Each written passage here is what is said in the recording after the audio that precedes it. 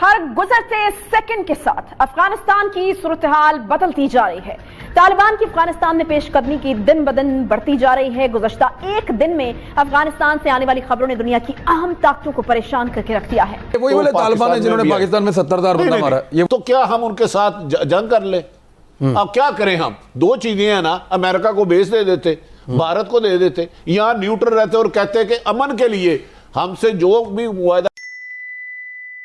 سے افغان مہاجرین آتے ہیں انہیں کہاں تک محدود رکھا جائے، پاکستان کو دہشت گردی سے کیسے بچایا جائے، ہم اس سے نظر چشم پوشی نہیں کر سکتے۔ اور میرا خیال ہے جہاں تک حکومت کا یہ موقع ٹھیک ہے کہ ہم امن کے لیے تو ہر کسی کا ساتھ دے سکتے ہیں، لیکن دوسروں کی جنگ کا حصہ نہیں بنیں گے تو ہم اس سے افغانستان میں، اگر میری اپنی رائے ہے جتنا بینگ جرنلسٹ، کہ خدا نہ خاصہ بہت زیادہ خانہ جنگی ہوتی ہے۔ یہ وہی والے طالبان ہیں جنہوں نے پاکستان میں 70,000 بندہ مارا ہے۔ یہ وہ وہی دیکھیں، وہ بھارت تھا، وہ بھارت ہے۔ افغانستان میں بھارت نے اربوں ڈالر کی 20 سال انویسٹمنٹ کی ہے، اس کا سب کچھ ڈوب گیا ہے۔ وہ اس ڈوبی کشتی کو، جس کو امریکہ، جسے آپ سب سپر پاور کہتے ہیں، ہم کہتے ہیں نعوذ باللہ اوپر خدا نہیں ہے، زمین میں سپر پاور امریکہ ہے۔ امریکہ 20 سال لگ کے ان کو قبضہ تو نہیں کر سکا، دم دما کے بھاگا، افغان حکومت کو بھی لوب میں نہیں لیا۔ تو کیا ہم ان کے ساتھ جنگ کر لیں؟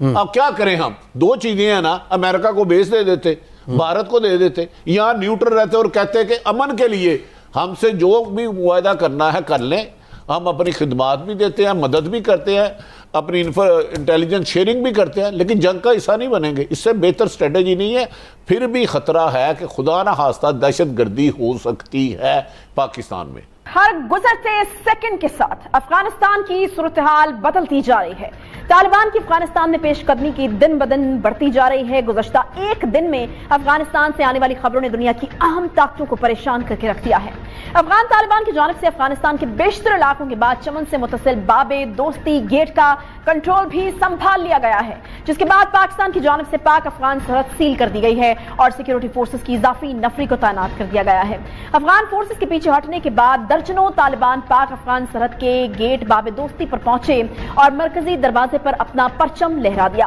اسی حوالے سے طالبان کی جانب سے ویڈیوز بھی جاری کی گئی ہیں جس میں وہ سرحدی گیٹ سے ملحقہ علاقے میں گشت کرتے ہوئے اور چوکیوں پر پرچم لہراتے ہوئے نظر آتے ہیں۔ طالبان کے بعد بولدک شہر سمیت دیہاتوں، سرحدی چوکیوں اور افغان امیگریشن پر بھی قبضہ کر لیا ہے۔ ترجمان طالبان ذبیح اللہ مجاہد کے مطابق اور ان کے بیان جو جاری ہوا اس کے مطابق کی تصدیق بھی کر دی گئی ہے، جبکہ افغان حکومت نے طالبان کے سپن بولدک پر قبضے کی خبروں کو رد کر دیا ہے۔ وزارت داخلہ کے ترجمان یہ کہہ رہے ہیں کہ طالبان نے سپن بولدک کے سرحدی علاقے کی جانب کچھ پیش قدمی کی تھی، جہاں افغان سیکیورٹی فورسز نے طالبان کا حملہ پسپا کر دیا ہے۔ افغانستان میں ہر سیکنڈ کے ساتھ بدلتی ہوئی صورتحال کی وجہ سے ہمسایہ ممالک میں سیکیورٹی کی صورتحال پر پریشانی بڑھتی جا رہی ہے۔ عالمی خبر رساں ادارے کے مطابق کچھ اضلاع میں مقامی کمانڈرز کی جانب سے خواتین اور شہریوں پر سخت پابندیوں کی اطلاق کی خبریں بھی موصول ہو رہی ہیں۔ طالبان نے افغانستان کے شمالی ضلع پر قبضہ کرنے کے چند دن بعد ہی مقامی مساجد کے پیش اماموں کو خط کے ذریعے خواتین کے گھر سے باہر نکلنے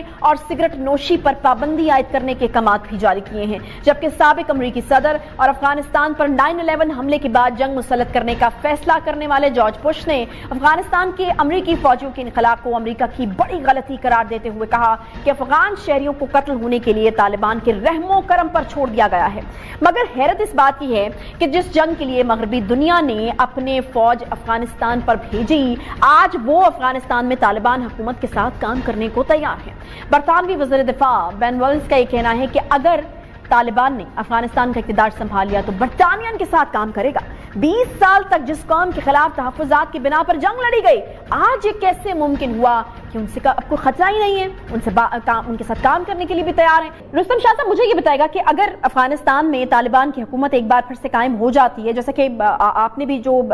تمام باتیں بتائیں اس سے بھی یہ لگ رہا ہے، تو افغانستان کے ساتھ جن ممالک کی سرحدیں جڑی ہوئی ہیں ان کے لیے کس قسم کے حالات جو ہیں وہ پیدا ہو سکتے ہیں؟ ایک سیکیورٹی رسک جو ہے وہ بن سکتا ہے، یا 9/11 کے بعد کی جو صورتحال تھی یا اس سے وقت جو صورتحال تھی یا پھر اس سے پہلے جو صورتحال تھی وہ ایک بار پھر سے جو ہے وہ بن سکتی ہے۔ تو کس قسم کے خطرات آپ دیکھ رہے ہیں ان ممالک کے لیے جن کی سرحدیں لگتی ہیں افغانستان کے ساتھ اس وقت؟ جہادی عناصر جو ہیں وہ اب نہیں رہے اور نہ ان کی کوئی پبلک فالوئنگ ہے، نہ ان کا کوئی ایجنڈا ہے، نہ ان کی کوئی لیڈرشپ ہے۔ تحریک طالبان جو اس وقت پیدا ہوئی جب حکومت نے 2002 میں ٹرائبل ایریا میں فوج اتار دی، اس کے رد عمل میں تحریک طالبان پیدا ہوئی، لیکن اب ان کا تقریباً خاتمہ ہو چکا ہے۔ ان کے چند بچے کچے لوگ افغانستان میں ہیں، لیکن ان کی نہ کوئی آرگنائزیشن ہے، نہ ان کی کوئی سپورٹ ہے، نہ ان کی کوئی اہداف ہیں، لہٰذا وہ ایک ارریلیونٹ تنظیم ہو گئی ہے۔ اب ٹرائبل ایریا میں تو عوام جسے کرتے ہیں وہی ہوگا، لیکن ٹرائبل ایریا پہ افغانستان کے حالات کا اتنا اثر ہوگا کہ وہاں سے اگر افغان مہاجرین آئیں اور ٹرائبل ایریا میں ان کو سیٹل کر دیا جائے تو یہ ایک اثر ہو سکتا ہے، لیکن تو بدمنی کے لہر وہاں ضروری نہیں ہے کہ وہ پاکستان تک وہ کرے، کیونکہ پاکستان نے اب باڑ لگا دیا ہے، تقریباً بارڈر کو سیل کر دیا گیا ہے اور آنا جانا بہت ہی مشکل ہو گیا ہے، اور جو رستے ہیں ان پہ حکومت کا کنٹرول ہے تو وہ ریگولیٹڈ ہیں۔ تو اس وجہ سے یہ کہنا کہ اگر افغانستان میں خانہ جنگی پھیل جاتی ہے، ایک طرف Pakistan F A T F سے نکلنے کے قریب ہندوستانی پروپیگنڈے کو جو ہے وہ بے نقاب کیا گیا، وارفیئر کو جو ان کی کوششیں تھیں ان کو بے نقاب کیا گیا، کشمیر اور فلسطین کا مسئلہ جو ہے وہ بین الاقوامی سطح پر اٹھایا گیا، تو آپ کو کیا لگتا ہے رستم شاہ صاحب کہ طالبان سے متعلق امریکی دستبرداری اور خاموشی جو پاکستان کی اسٹریٹجک جو پالیسی ہے اس کو دھچکا دینے کی ایک منصوبہ بندی یا دوغلی کوششیں، یا پھر امریکہ کو واقعی جو ہے وہ چیزیں سمجھ آ گئی ہیں؟ امریکہ ایک ہسٹورین نے کہا ہے کہ امریکہ سارے رانگ آپشنز کو ختم کرنے کے بعد صحیح آپشن کا انتخاب کرے گا۔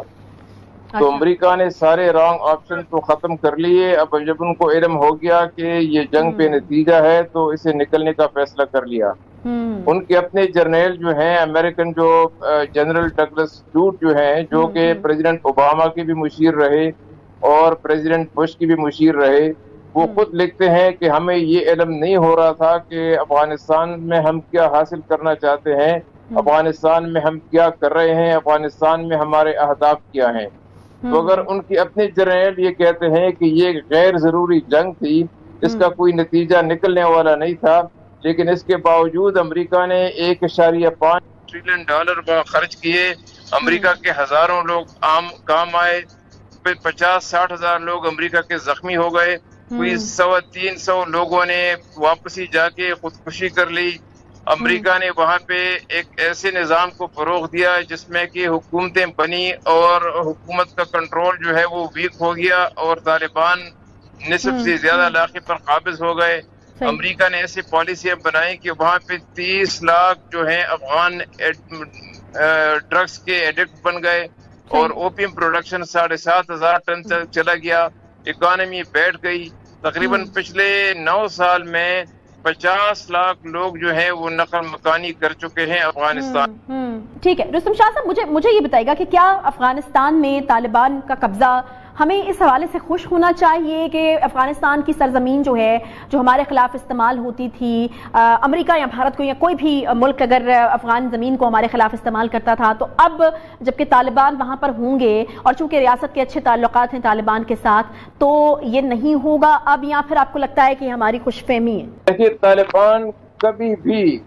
چاہے وہ پاکستان کے خلاف جذبات رکھتے ہوں، چاہے ان کے گلے شکوے ہوں، چاہے ان کو شکوک و شبہات ہوں، لیکن کبھی بھی وہ اپنی سرزمین کو پاکستان کے خلاف استعمال نہیں ہونے دیں گے۔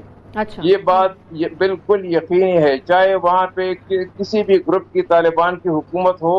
وہ افغانستان کی سرزمین کو پاکستان کے خلاف استعمال ہونے کی اجازت نہیں دیں گے۔ لیکن اس کے ساتھ ساتھ یہ بھی ہے کہ وہ ہندوستان سے بھی تعلقات رکھیں گے۔ ہندوستان $3 بلین سے زیادہ وہاں انویسٹ کر رہا ہے، وہ 5واں بڑا ڈونر ہے، ان کے بڑے پروجیکٹس ہیں، اس کی ہزاروں کی تعداد میں افغان طلبہ اور طالبات ہندوستان میں ہائر ایجوکیشن حاصل کر رہے ہیں اور سینکڑوں ہزاروں لوگ وہاں پہ اپنا علاج کرا رہے ہیں۔ تو ہندوستان اور افغانستان کے تعلقات تو 2000 سال پر محیط ہیں، تو یہ نہیں ہو سکتا کہ وہ ہندوستان کے ساتھ تعلقات قائم نہ رکھیں۔ ہو سکتا ہے کچھ اس میں ہکپس آ جائیں شروع میں، لیکن ایونچولی دونوں کو نارمل ریلیشن قائم کرنا ہوگا، کیونکہ ہندوستان جو ہے وہ سینٹرل ایشیا کے جو ہائیڈرو کاربن تعلقات رہنا اپنی جگہ پر